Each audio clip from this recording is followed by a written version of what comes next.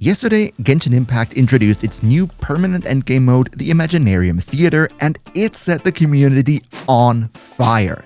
No matter if it was Reddit, YouTube, or my own comment section, people were not happy, with many complaining that the new mode was too difficult and inaccessible, whereas others pretty much just said, stop crying, it's endgame, it's not for everyone.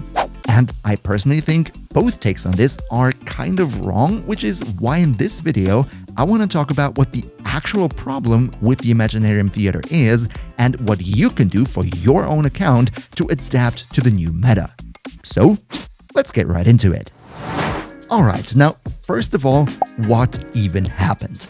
See, in case you haven't heard it just yet, yesterday Genshin finally introduced a new endgame mode that is also going to be permanent, so it's not going to be taken out of the game, and this mode is called Imaginarium Theater. Similar to the Spiral Abyss, this is a series of combat encounters that you have to fight through.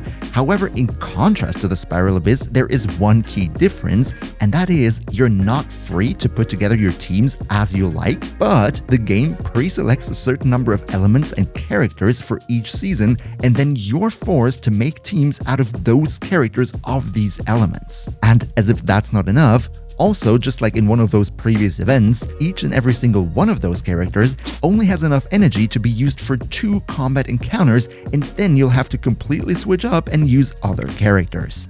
As you can imagine, with a total of 8 combat encounters to play through on the highest difficulty, if you can only use your favorite 5-star for 2 of those encounters, this can lead to problems where you run out of team power and team energy in the later stages. So yeah, at the end of the day, what that means is, whereas the Spiral Abyss rewards you for having a few very powerful, highly invested characters to blitz through and deal a lot of damage, the Imaginarium Theater follows a very different approach where you don't have to build your account tall, you don't have to vertically invest a lot, but you have to get a wide account with a lot of different characters that are somewhat decent in contrast to a few characters that are very strong. And the main complaints from the community that I've read so far is that the Imaginarium Theater is too inaccessible for new and especially for free-to-play players because of the fact that you have to have so many different characters, but at the same time too restrictive for endgame veterans that might have a lot of characters but only have a few of them very strong. These players also have the problem now that while their account is strong enough to absolutely annihilate every enemy in the game, if they're simply not allowed to use their most powerful characters all the time, they too are gonna struggle just like a new player. Now, naturally, this phenomenon has led to 2 very controversial points in the community, where on the one side we have a lot of players complaining about the new game mode, both new players and free-to-play players saying it's too inaccessible, as well as veterans saying it's too restrictive. And on the other side, we have also people countering with the argument, well, it's an endgame mode, so it's by definition not made for everyone, and if you can't do it, then you need to adapt and build your account for that, and then one day you will be able to make it. That's the whole point of an endgame mode. And before we go over what my problem with both of these takes is, let's first take a look at why it is so much of a problem that Genshin has introduced this new mode that rewards widely built accounts. Why is this bad now?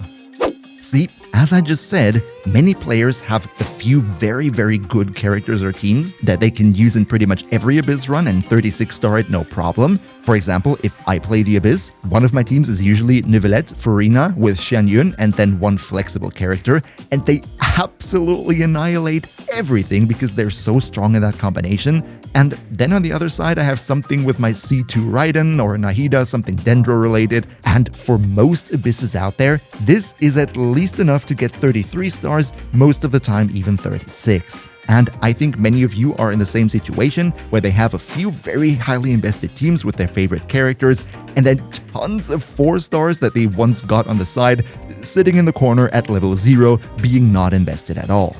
The reason that I think this is so much of a problem doesn't really have to do with the community itself, but with the way that the developers have conditioned us as players to build our accounts for the longest time.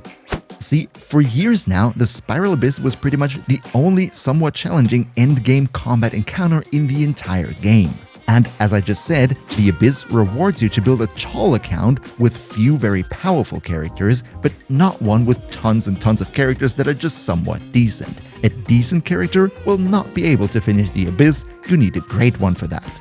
However, now, all of a sudden, like 1 month ago when they announced the Imaginarium Theater, they pretty much said, now we have a new endgame mode, and this one is the polar opposite. Here, you don't need that many very powerful single characters, but we want you to build a lot of them, and all of them should be kind of decent.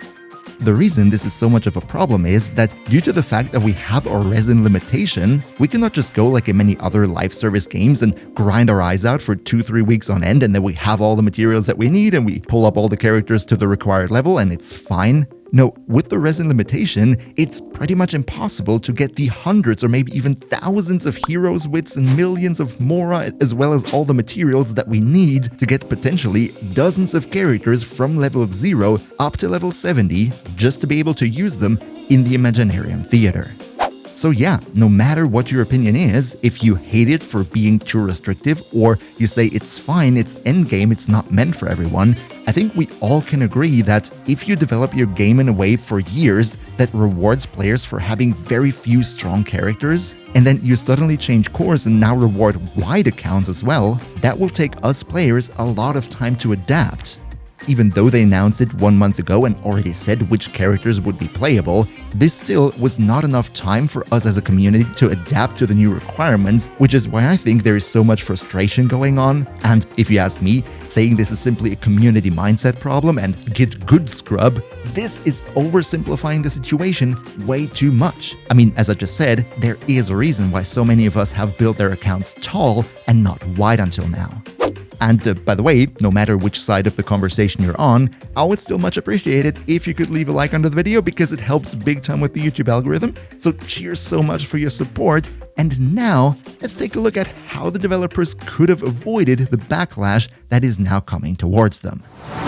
See, with all the criticism on social media since the release of the Imaginarium Theater, I think much of this could have been avoided without major changes to the game mode at all if the devs would have approached this topic in a bit of a different way. Let me tell you what I mean. I think the reason there is so much frustration here is because of the way that this is implemented, all the big player groups in the community feel equally annihilated and left out. Since this mode is available on Adventure Rank 35 already, newer players have access to it but see that they probably don't even have enough characters to play it, so they are frustrated. Free-to-play players are in a similar position where they feel like, I'm free to play, I don't have as much money, I cannot buy all those characters, so to them it feels like the game forces them to pay money in order to even be able to participate, and that feeling sucks no matter which game you play. And on the other side, we have the dolphins, the whales, or the endgame veterans who have super sophisticated accounts with the absolute strongest DPSs doing hundreds of thousands of damage, annihilating the Abyss. However, now, having built a tall account for years, they find themselves in a situation where it feels like the devs deliberately take away their favorite toys, take away all those strong characters that they've invested so much money into. So these paying players feel like all their investment has been stripped away, and that also feels very unfair.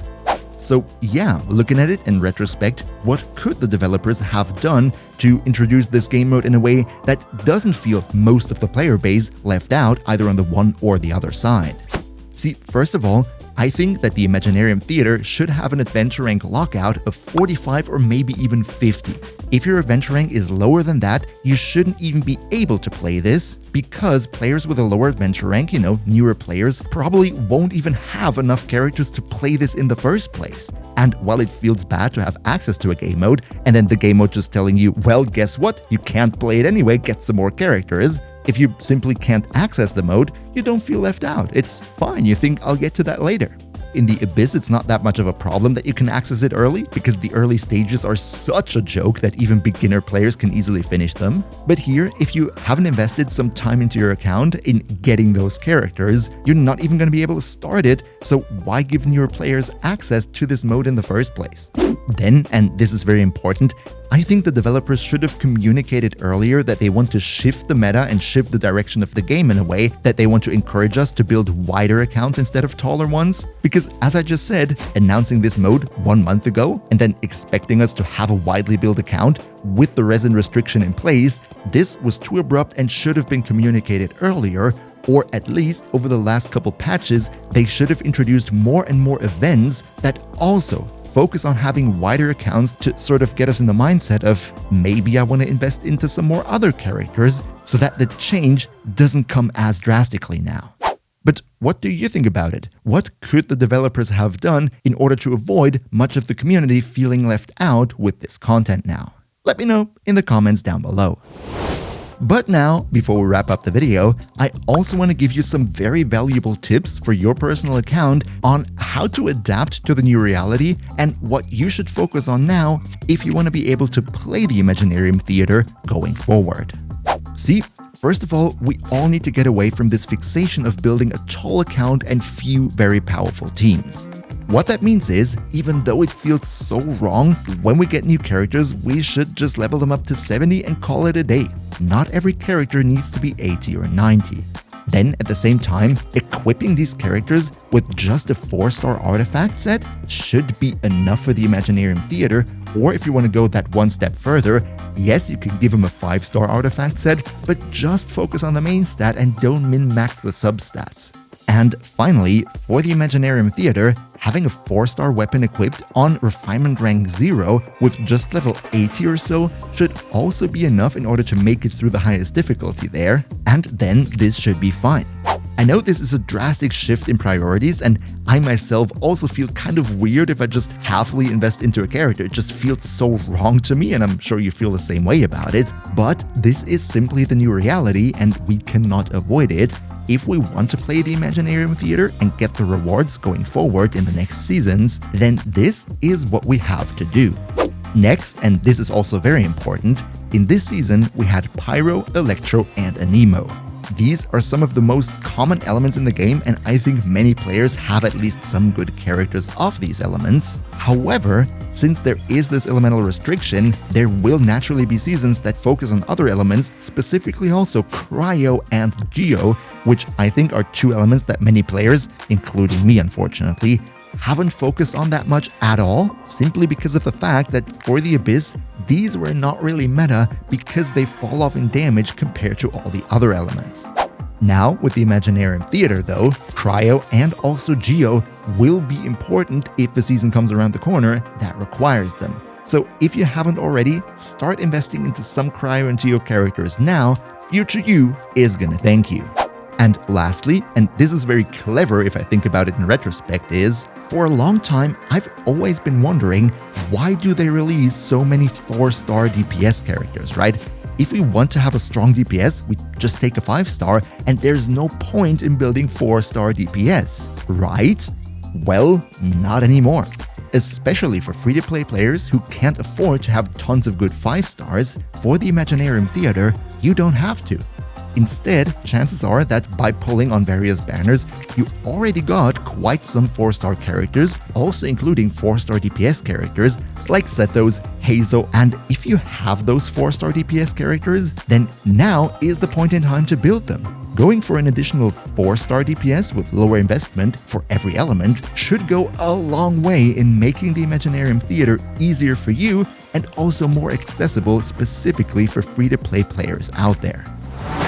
And if you now want to have a full breakdown of the Imaginarium Theater with helpful tips that make it much easier to get through the combat encounters, then check out my full guide on it right here.